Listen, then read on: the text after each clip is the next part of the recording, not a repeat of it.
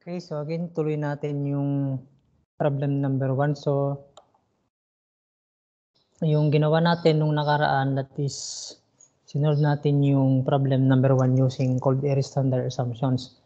Now, this time using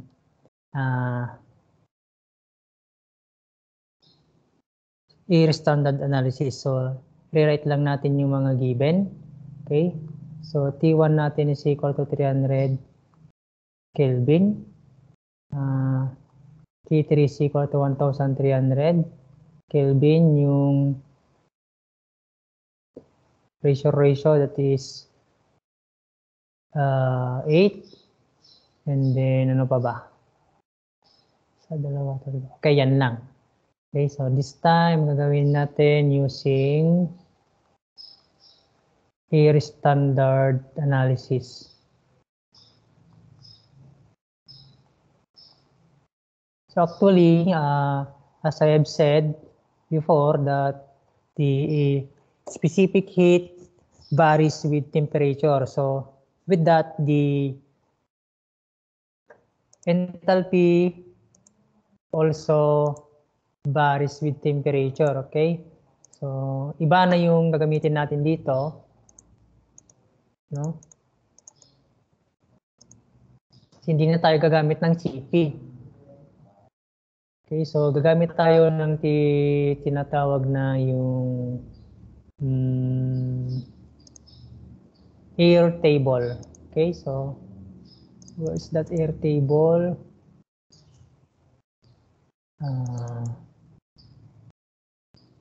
Air table.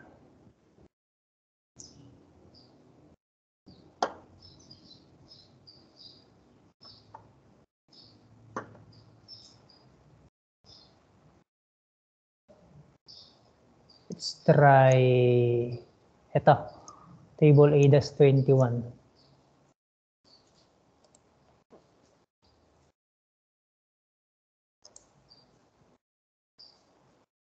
That is page 1018 daw. Okay. Ayan. Dito na. Okay, so ito yung mga properties ng air, so ideal gas. Given the temperature, we can find the enthalpy. Okay? The enthalpy, the PR, what is PR? Pressure ratio, PR, okay? Relative pressure, okay? These are dimensionless quantities used in the analysis of isentropic processes and should not be confused with the properties, pressure, and specific volume. So they are different, no? Relative pressure and then relative specific volume. BR and then PR. Okay, so yan. So at 300 Kelvin, the enthalpy in the PR is 300.19 and then 1.36. Now, yung internal energy class, so we use internal energy if the system is closed, no? Or system that is when non-flow process, no, non-flow. But since we are under steady flow process, we will use PR. Okay, so let us write the properties. So at 300 Kelvin, so that is H1 is equal to 300.19 and then PR is equal to 1.386, no? Okay. Ayan. So we can find the enthalpy of state 2 using this relation, that is RP is equal to PR2 over PR1. Okay, so from that PR2 is equal to 1.386 multiplied by this is 8.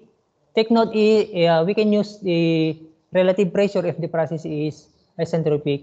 efficiency. Okay, isentropic process. If the process is isentropic, so 1.386 times 8, so this is equal to 11.088, no?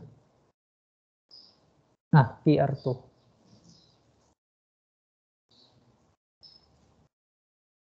.088. Then going back to the air table, so we can find this enthalpy at state 2 by finding the okay. So the PR, which is 11.088, is in between 11.10 and between 10.37 and 11.10. So we can use the interpolation method. Okay, so we have here a calculator here.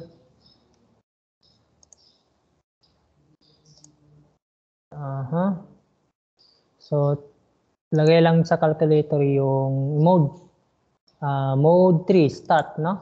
Then piliin ng 2. Okay, that is a plus bx. So we assume that the variation is that is linear, no? Okay, so at x we will input the temperatures, the relative pressures in the the air table here, 10.37 and then 11.10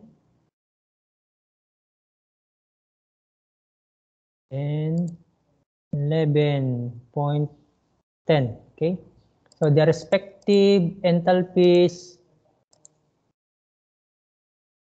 here are 533.98,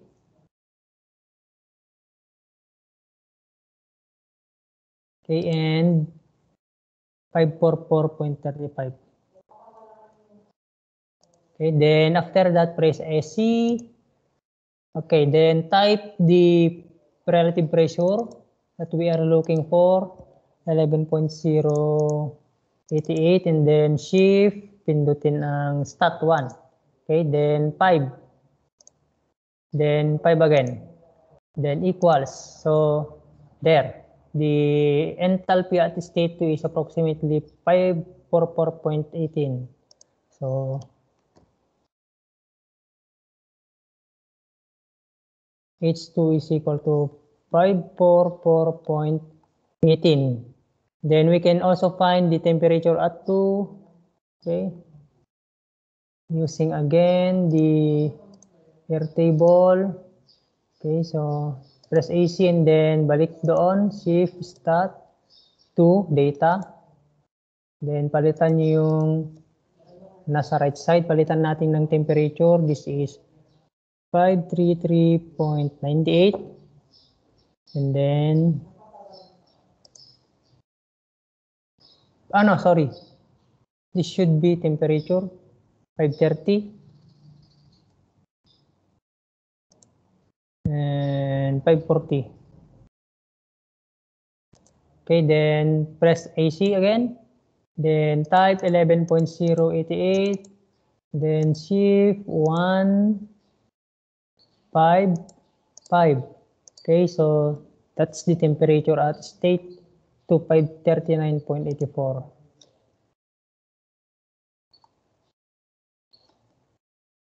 Kelvin. So yan yung temperature ng state 2. Okay, next state 4, no? So at state 4,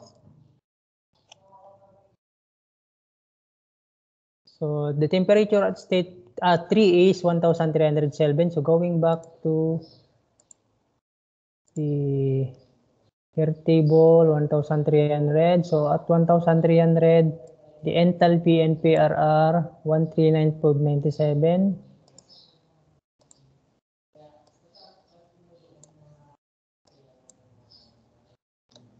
Okay, so H3 equals 1395.97, and then PR 3 is equal to 330.19. Then finding for the PR4, that is equal to PR3 over RP, no?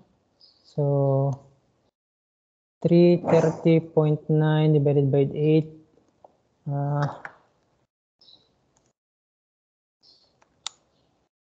41.36.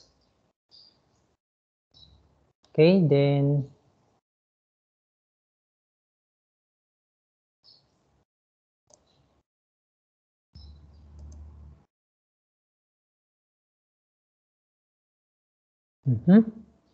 then at 41.36 PR, the enthalpy, PR 41.36. Here, no? Okay, so calculator again.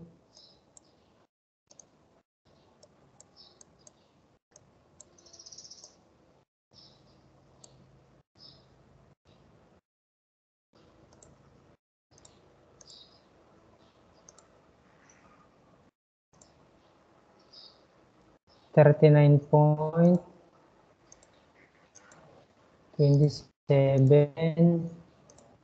then 43.35. Okay, then we input the enthalpies, which are 778.18,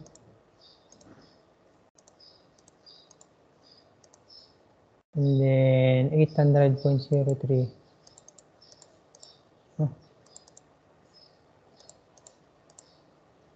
Okay, that's AC. Then PR is 41.36.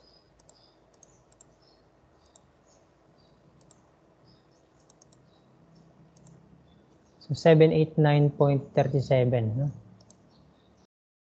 So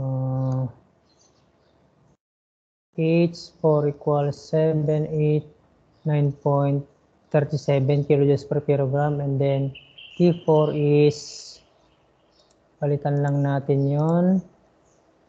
Saan na yon?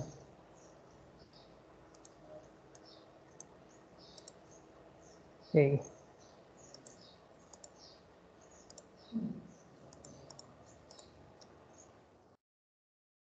Ah, 760, and then 780. Then 41.36, 770.25. That's the temperature.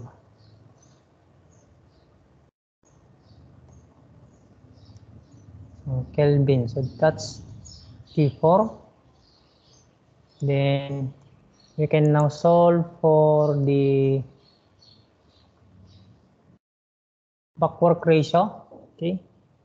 So backwork ratio is equal to H2 less H1 over H3 less H4. Okay, so magka-cancel naman yung mass flow rates nila. Then the backwork ratio is equal to H2.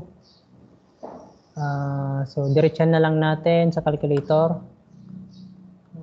para mabilis. Okay. H2 is, what is H2 again? Oh, yun. 544.18 less 300.19, and then H3, tama. H3, 1395.97 minus 789.37, no? Okay, so that is equal to 40.22, no? Percent. Okay, how about the thermal efficiency? So let's try naman yung thermal efficiency na 1 less QR over QA. So this is equal to 1 minus QR is MH4 less H1. Okay, since at that stage nagkakaroon ng heat rejection, okay? Then QA is mass flow rate, H3 less H2. So cancel din lang yan. H4, then H4. What is H4? 789.37. Bakit H3 yon? Tama, H1. 300.19 all over 1395.97 minus H2. Where is H2? Yun. 544.18. So the thermal efficiency is now equal to 789.37 less 300.19, 1395.97 less 544.18. So this is 42.57%, no?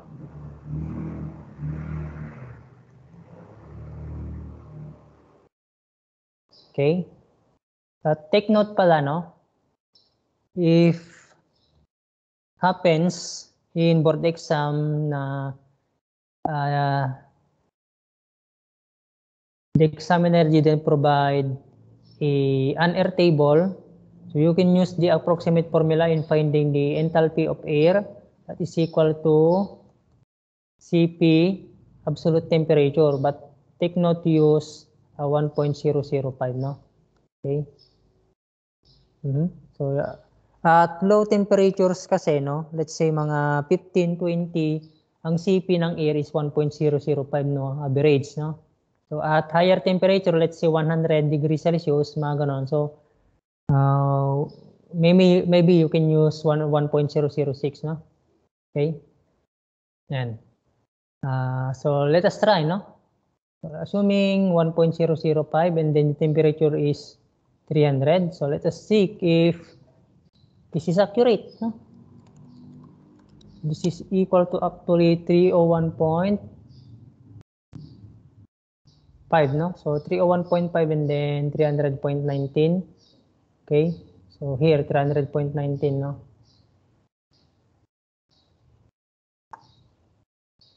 Yun, 300.19, 301.5. Okay, so mas mababa pala dapat sa 1.005. Anyway, sige, let us compare our computed values to the first one. Ito na ba yun? Okay, so the thermal efficiency for the first one is 44.79, while here, that is only 42.57. So bumaba, no? It decreased, no? While in the back work ratio here is not that one. This should be okay. The back work ratio here is 41.80%. Comparing it with the updated one, the standard air analysis, that is 40.22%. Okay, so yun yung difference, no? Kasi parang ito, this is actual na kasi, no? We use air table, okay, which is supposed to be ito talaga dapat, no? Hindi yung cold air standard assumptions. Okay, so let's continue mamaya. Okay.